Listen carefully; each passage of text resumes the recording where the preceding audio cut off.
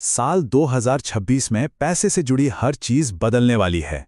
जी हाँ, बिल्कुल सही सुना। कैश निकालने के तरीके से लेकर हमारे सोशल मीडिया पोस्ट्स तक सरकार कुछ बहुत बड़े बदलाव ला रही है। तो चलिए समझते हैं कि इन सब का हमारी जेब पर क्या असर पड़ेगा।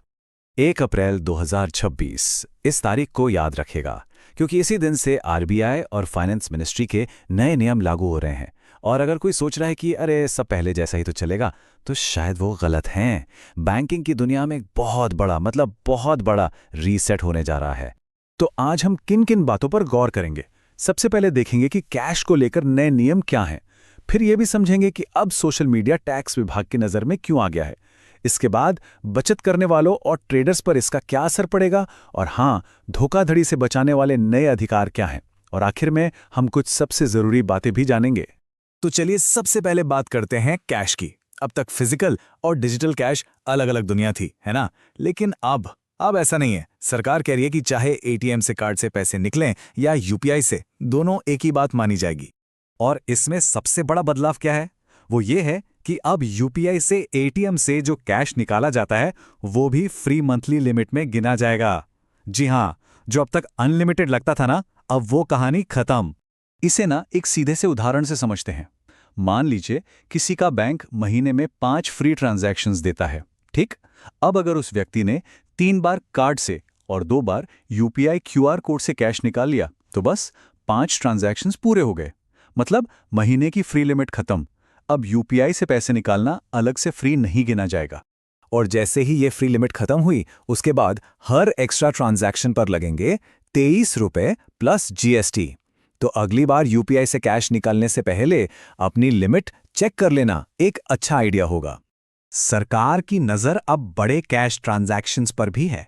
मतलब अगर साल में 10 लाख से ज्यादा कैश जमा किया या निकाला, या फिर 1 लाख से ज्यादा का क्रेडिट कार्ड बिल कैश में भर दिया, तो सीधा इनकम टैक्स डिपार्टमेंट को अलर्ट चला जाएगा। और सिर्फ यही नहीं, एक दिन में 10 लाख से ज्यादा का डिजिटल ट्रांसफर हो या कैश में फिक्स डिपॉजिट, सब कुछ अब रडार पर है। और सुनिए, एक और नियम है जो इसे और भी सख्त बना देता है। Section 269 ST. ये क्या कहता है?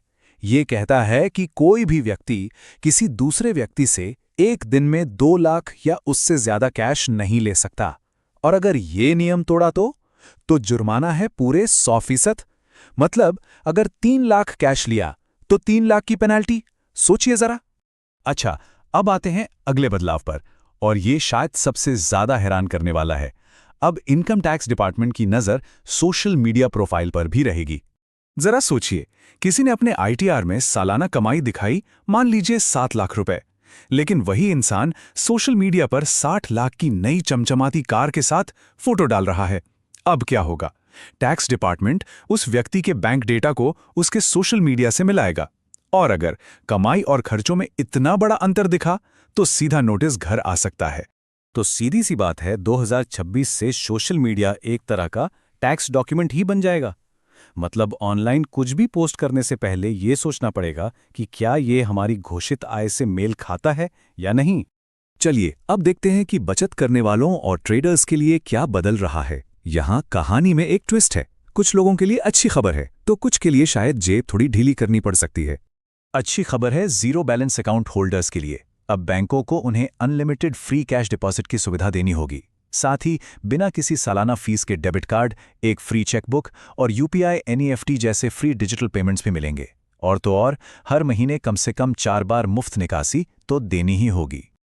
लेकिन वहीं दूसरी तरफ फ्यूचर्स एंड ऑप्शंस यानी एफएनओ में ट्रेड करने वालों के लिए खर्च बढ़ने वाला है। सरकार ने सिक्योरिटीज ट्रांजैक्शन टैक्स, जिसे हम एसटीटी कहते हैं, उसे बढ़ा दिया है। इसका सीधा मतलब है कि ट्रेडिंग अब और महंगी हो जाएगी। ये बढ़ोतरी आखिर है कितनी बड़ी?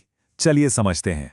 पहले 10 लाख रुपए के फ्यूचर्स कॉन्ट्रैक्ट पर 200 रुपए एसटीटी लगता था, लेकिन अब ये बढ़कर 500 रुपए हो गया है। जी हाँ, ये सीधे 150% की बढ़ोतरी है, और इसका असर मुनाफे पर तो पड़ेगा ही।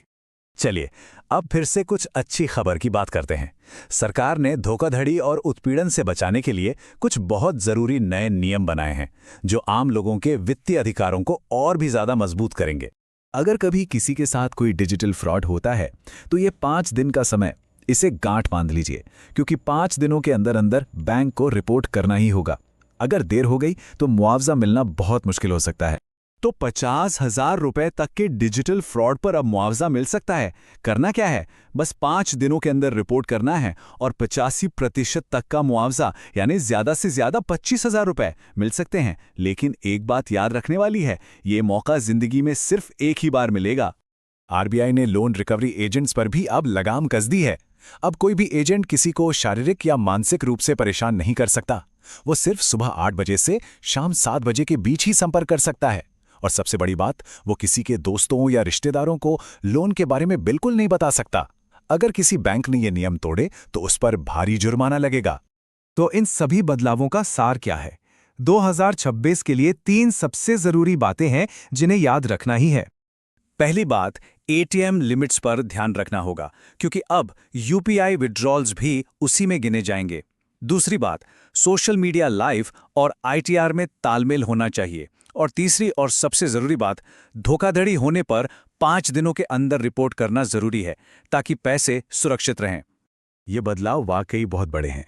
तो अब सवाल ये उठता है कि इन नए नियमों के लिए हम सब कितने तैयार हैं, और सबसे जरूरी, इन बदलावों को देखते हुए अपनी वित्तीय आदतों में क्या बदलाव लाने की जरूरत है।